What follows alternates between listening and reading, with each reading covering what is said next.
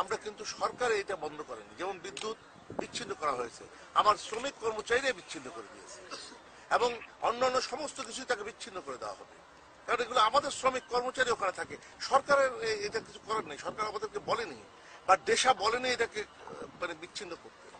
আমাদের নিজের দায়িত্বে আমরা দায়িত্ব বোধ নিয়ে কাজটা করেছি, এইটাই যে দেশকে বাঁচাতে হবে, দেশের মানুষকে বাঁচাতে হবে, আর সেই কারণে আমরা এই ধরনের একটি পদক্ষেপ আমরা গ্রহণ করেছি। শুধু তাই নয়, অবিলম্বে দেখবেন খালেদা জিয়াকে এমন ভাবে ঘেরাও করা হবে, তার খাবারও আমরা বন্ধ করে দেব, যাতে খাবার নিয়ে কেউ ঢুকতে না পারে। তার বিএনপি নেতা কর্মীরা যে খাবার নিয়ে যান টিফিন ক্যারিয়ারে করে, ওইটা আমার শ্রমিক কর্মচারীরা জোর করে এখান থেকে ছিনিয়ে নিয়ে তারা খাবে, সে খালেদা জিয়াকে খেতে দেবে না।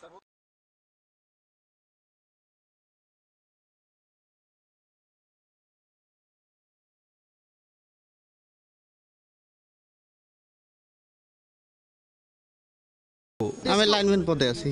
লাইনম্যান পদে? হ্যাঁ, ডেস্কো গুলশান এক থানা থেকে লোক আসছে, পুলিশ আসছে, ওনারা অর্ডার দিয়েছে, আমরা কাজ করছি।